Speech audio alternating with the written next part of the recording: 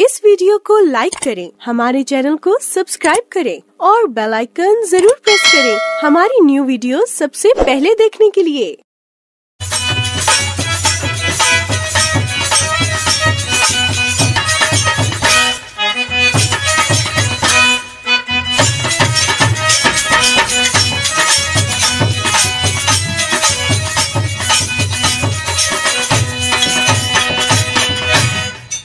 भोलू के पापा, अरे ई का ले अइला हव?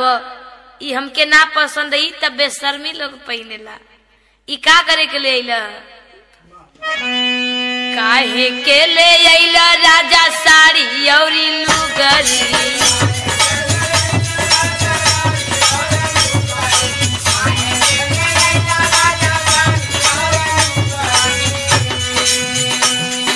काहे के ले अइला राजा साड़ी औरी लुगरी? सियाई हो देती ना, अरे सियाई हो देती ना, सैया छोटे छोटे झूलावा सियाई हो देती ना, सैया छोटे छोटे झूलावा सियाई हो देती ना, सैया छोटे छोटे झूलावा सियाई हो देती ना। अच्छा तो रानी, ये झूला में बड़ा राज बा, बताओ थई। हम नाही जननी रानी पहने लू तू झूला,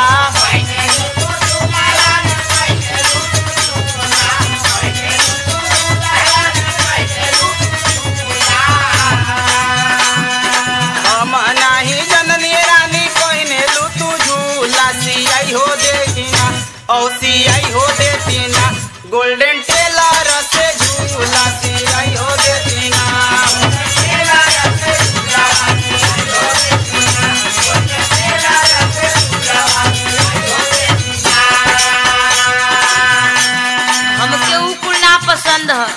हम बतावत हई हमके का पसंद है, हम उहे बताओ तनी सुन।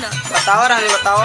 ए बुढ़ी, ए पतुहा, ए गोल्डन टेलर तो बड़ा बेशर्मी होवे। कपड़ा के भीतर का कोनो अंग छोड़ेला नहीं, फीता लेके ये कदम इंचे इंचे नापी डालेला।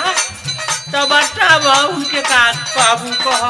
तो हम उहे तो कहत हई हमके उ ना चाहिए, हम बतावत बनी।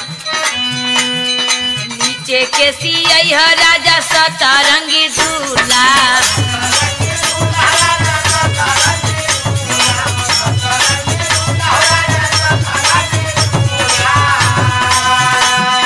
देह हमार चुस्त रही तनी को न ढीला।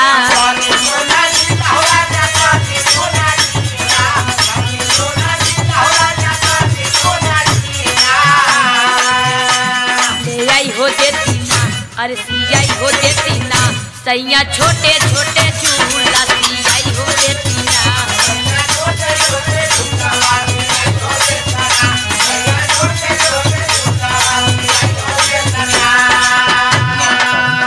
सुनो हम बतावत हई।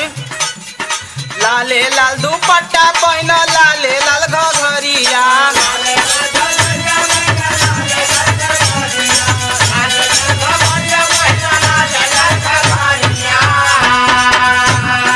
ऊपर नीचे सेट रही तो पलसारी रिया, तो पलसारी रिया रानी, तो पलसारी रिया।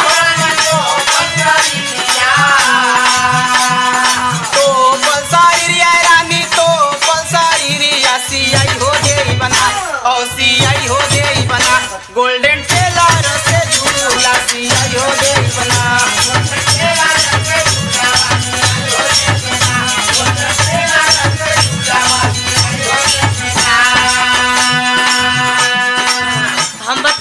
हमरा के का अच्छा लगेला, हम चोरी मन से ना पहनम, अपनी मन से पहनम। हमरा के झकास लागे छोटे से सियाई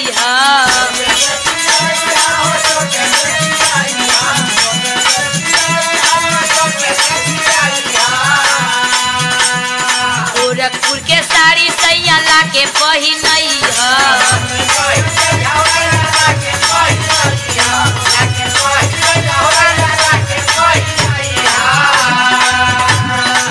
हो देती ना, अरे ले आई हो देती ना, सैया छोटे छोटे झूला सियाई हो देती ना।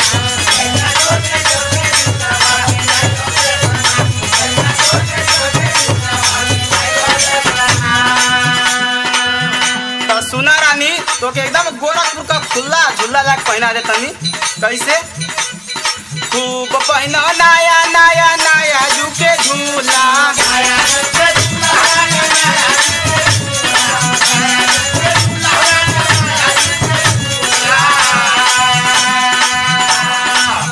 फूल पहिना दे ब्रिज से एकदम खुला,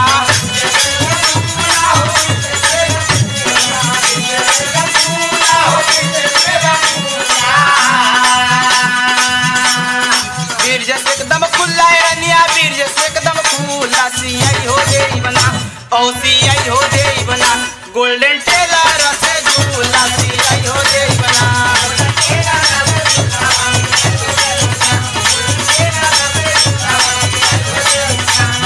छोटे छोटे झूला सियाई हो देती ना, गोल्डन टेलर से झूला। सियाई हो दे बना, सैया छोटे छोटे झूला सियाई हो देती ना, गोल्डन टेलर से झूला। सियाई हो दे बना। देखो इसीलिए हम कहते हैं हमारी पतोहुआ बड़ी समझदार है, एमए उमे पास है। देखो बहुत बढ़िया बात कही है कि मैं उघार नहीं रहूंगी औरों की तरह। एक याद आ गया शहर हमको इस बुढ़ाई में, मिठाई में रसगुल्ला, अब मनई में मुल्ला, अब पोशाक में झुल्ला की तो बातें कुछ और है रे।